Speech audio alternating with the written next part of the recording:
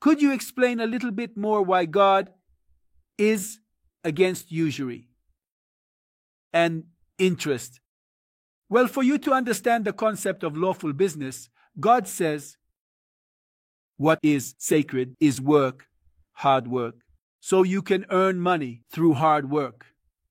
Anyone who wants to receive money in any way, that isn't through hard work, that isn't for a service rendered. From the viewpoint of Islamic teaching, it's aklul mali bil batil.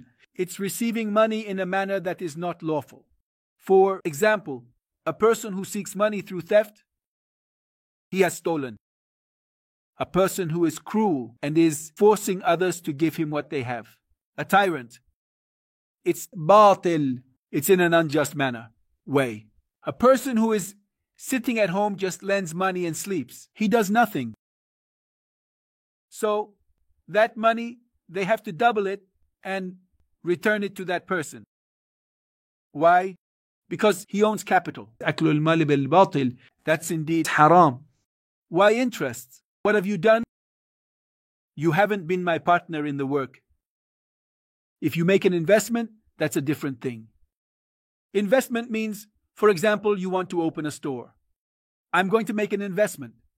It means essentially you work and I basically risk my capital. It's a job. Risk your capital. It means if you win, I also participate with you in what we earn. 50-50. If you lose, I also lose, because in Islam, only investment is allowed. Investment means in what they earn. They are partners. In what they lose, they are also partners. That means a job. You're risking your capital for a product or a service. This does have permission to earn. That's not interest. That is investment. So investment in Islam is allowed because you're doing something. It's that you're risking your life. You're going to get involved, help him in the business, and do something.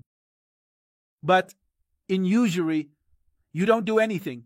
You don't care about what's happening to the person. Even if that person hasn't used that money, just for the time, they're stealing from them. That is not allowed in Islam. So in Islam, interest and usury are seen as a dangerous disease of the economy.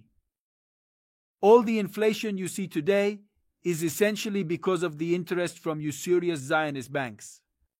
They are sucking the blood of the people, and every time they will impose an interest, they set the interest rate. And who guarantees it? The world powers. And who can get out of those debts? There's even a site I can recommend to you.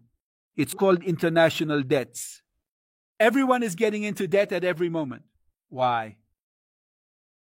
Every second, each of the peoples of the world is going into debt. Now, you and I are sitting here. We are going into debt. What are we going into debt for? Because of the international debts and those of each country, that those usurious banks are imposing interest on us. After interest, they put another interest on top of it. Interest upon interest.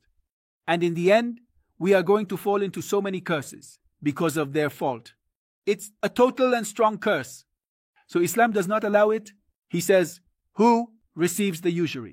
That is declaring a war against God. So in Islam, usury is prohibited.